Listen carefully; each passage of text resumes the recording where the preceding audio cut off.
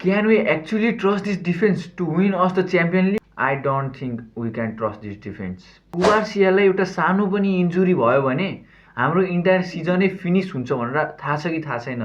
We are literally one mistake away from the total disaster of our team. बार्सिलोनाको एउटा सानो मिस्टेकले पनि पुरै होल सिजनै डिस्ट्रोय हुन सक्छ. We need a world class centre back right now. Welcome back to my channel guys. आज हामी यो भिडियोमा चाहिँ अलिकति सिरियस टपिकको बारेमा चाहिँ कुरा गर्न जाँदैछौँ है त. डिसेम्बरको जाडो बढ्दैछ भने transfer market is hitting up.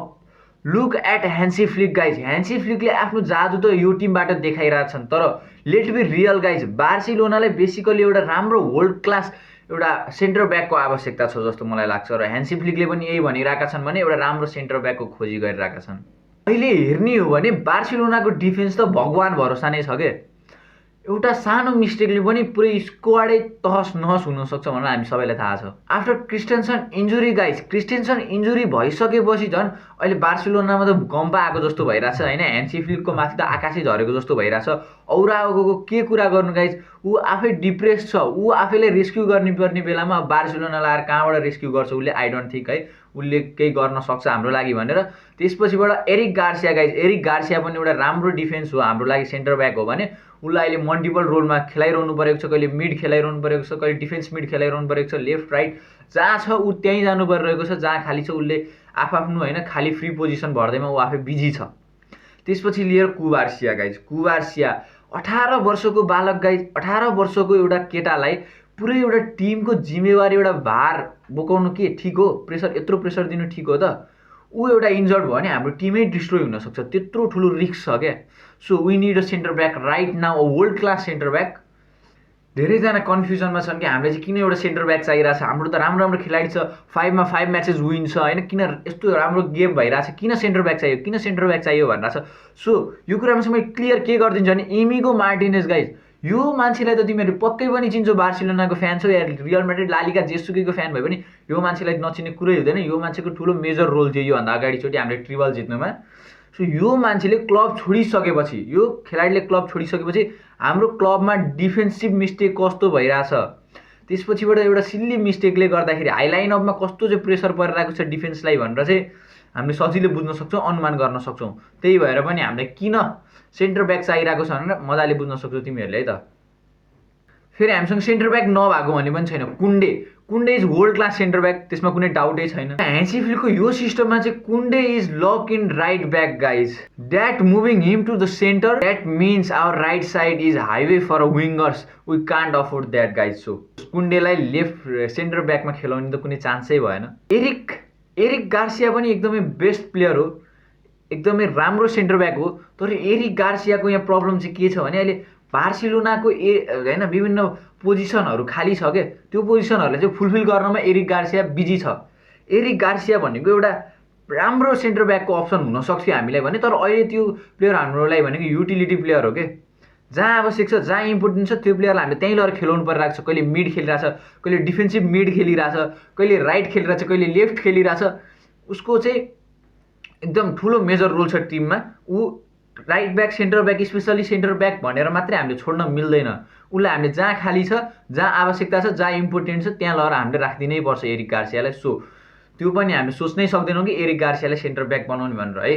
त्यसपछि रोनाल्डो औरागो चाहिँ यस्तो खेलाडी हो होइन, बेस्ट हो, हाम्रो लिडर पनि हो, हाम्रो क्याप्टेन पनि हो. तर ऊ आफैलाई रेस्क्यु गर्नुपर्ने अवस्था छ कि गाइज अहिले. यु मिन ऊ आफै डिप्रेसनमा छ. ऊ आफैलाई रेस्क्यु गर्नुपर्ने बेलामा उसले टिमलाई आएर रेस्क्यु गर्ला भनेर चाहिँ हामी सोच्न पनि सक्दैनौँ.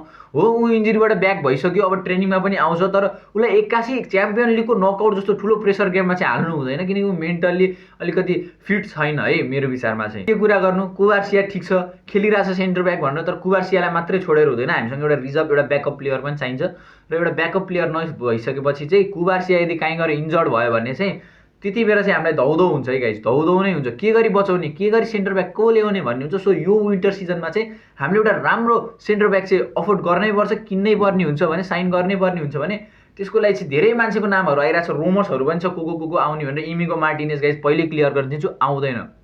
ढुक्क बस्नुहोस्, इमिगो मार्टिनेज आउँदैन, आश पनि नगर्नुहोस्। अब विभिन्न व्यक्तिहरूको विभिन्न खेलाडीहरूको चाहिँ नामहरू यहाँ लिएर आइरहेछ को भन्दाखेरि अब हाम्रो बास्तोलोनी आइरहेछ होइन, एकदमै यो चाहिँ एकदम प्रोबेबिलिटी छ भनिरहेको छ। यसको प्रोबेबिलिटी कति छ के छ म सबै यहाँ भन्न जाँदैछु है त। सो अब बास्तोलोनीको कुरा गरिसकेपछि सुरुमा बास्तोलोनीकै कुरा गरौँ। बास्तोलोनी आउने चान्सेस चाहिँ एकदमै कम छ बार्सिलोनामा होइन। हाम्रो डिको दाइले आफैले भेटेर चाहिँ उमाथि इन्ट्रेस्ट देखाइरहेको छ के, भेटेर कुरा पनि गरेको भन्ने छ। तर यहाँ मेन प्रब्लम चाहिँ के छ भने पैसा गाइज, पैसा। जहाँ पनि पैसा नै ठुलो प्रब्लम हुन्छ र बार्सिलोनामा त झन् पैसा एकदमै ठुलो प्रब्लम छ। लगभग उसको मार्केट भ्यालुको कुरा गर्नुपर्दाखेरि $80 मिलियन गाइज, $80 मिलियन। यो खेलाडी साइन गर्नु पऱ्यो भने हाम्रो लापोर्ताले चाहिँ एउटा अर्को किडनी बेच्नुपर्ने हुन्छ जस्तो लाग्छ है मलाई। सो हामीले यो सोच्न पनि सक्दैनौँ अब बास्तोलोनी आउँछ भनेर। अब यदि पैसामा कुरा मिल्यो भने चाहिँ अफकोर्स आउन सक्छ, नत्र नो चान्स गाइज, बास्तोलोनी आउन सक्दैन है हाम्रो बार्सिलोनाको स्क्वाडमा।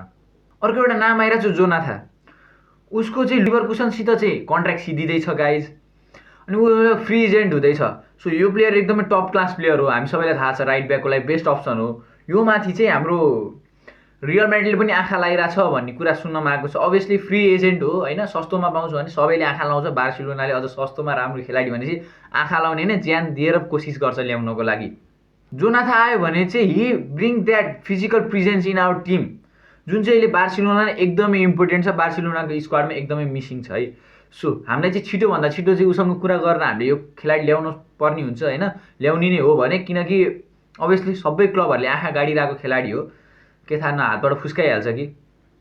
पछि अर्को एउटा मुभ छ, बेस्ट मुभ भनेको आके, यस गाइज, म्यान्चेस्टर सिटीको आके the one of the best centre back right now. उसले म्यान्चेस्टर सिटीबाट टाइम पनि एकदमै कम पाइरहेको छ, या एक्सपेन्सिभ छ त्यो खेलाडी, त्यस्तो साह्रो एक्सपेन्सिभ पनि छैन। तर हामीले उसलाई 6 मन्थको लोन मुभमा ल्याउने हो भने guys one of the best option हुन्छ यो नै बार्सिलोनाको लागि है, फिक्स 100% लक गर्दै हुन्छ। यदि यो खेलाडी आउन चाहन्छ र बार्सिलोनाले ल्याउन सक्छ भने 100% लक गरे हुन्छ, किनकि पेप गार्डियोलाले खेलाडीहरू म जान्छु भन्यो भने अड्काएर राख्ने बानी छैन, हामी सबैलाई थाहा छ। उसले अभियसली पठाइदिन्छ 6 मन्थको लोनमा। तर यहाँनिर अलिकति प्रब्लम चाहिँ के आइरहेछ भने पेप गार्डियोलाले के भनिरहेछ भन्दाखेरि हाम्रो 6 मन्थको लोनमा लैजा, तिमीहरू अहिले खेल, त्यसपछिबाट पैसा भएपछि तिमीहरूले यो खेलाडी किन्नै पर्छ भन्ने जस्तो शर्त पनि राखिरहेछ अरे। त्यो चाहिँ आई डोन्ट थिङ्क त्यो चाहिँ के गर्छ, त्यो कुरामा अलिकति मिल्यो भने आके 100% बार्सिलोनामा आउने जस्तो चान्सेस मैले देखिरहेको छु, हाई प्रोबेबिलिटी मैले देखिरहेको छु है। सो यो भयो हल्लाहरूको कुरा, ट्रान्सफर मार्केटमा को थियो। सो धेरैको नाम आइरहेछ, सो मैले प्रोबेबिलिटी र एकदमै होइन हाइली रिकमेन्डेड नामहरू चाहिँ मैले यहाँनिर भनेको हो। यो मेरो विचारको कुरो होइन, यो चाहिँ मैले विभिन्न रिसर्चहरूबाट थाहा पाएको। यो खेलाडी आउँदैछ अरे, यो खेलाडीसँग कुरा हुँदैछ भने ट्रान्सफर मार्केटबाट बुझेर भनिरहेको छु तपाईँहरूलाई। सो अब यहाँ कुरा गरौँ हामी, मेरो ओपिनियनको कुरा गरौँ है त यहाँनिर। अब मेरो ओपिनियन सुन्नु है त तपाईँहरू। I think Barcelona stop should be go for the potential player and go for the best and finishing product guys, जुन चाहिँ एकदम एक्सपिरियन्स होस् कि, नयाँ भर्खरको लिएर आएर पनि भएन, बुढो लिएर आएर भएन, नाम चलेको होइन, वाइल्डली फेमस प्लेयर ल्याउनुपर्छ भने छैन हामीलाई।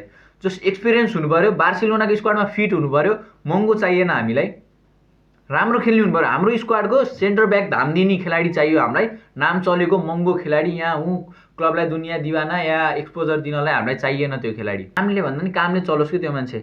फेमस पर्सनलाई त अभियसली पैसा बढी परिहाल्छ, बार्सिलोनासँग पैसा छैन, हामी सबैलाई थाहा भएकै कुरो हो, रियल कुरो हो।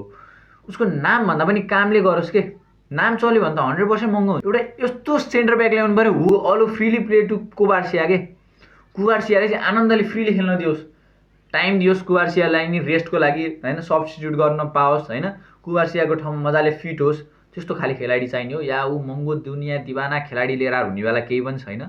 अभियसली लास्टमा गएर त्यो धेरै पैसा तिरेर त्यो खेलाडीले राम्रो पर्फर्मेन्स नदिएला के होला, हाम्रै ठाउँमा लिएर आएर हल्का अन्डर रेटेड प्लेयरहरूलाई होइन, हाम्रै ठाउँमा लिएर आएर एक्सपोजर दिएर बेस्ट खेलाडी हो भने चिनाउन सक्यो भने झन् हामीलाई खुसीको कुरा हो।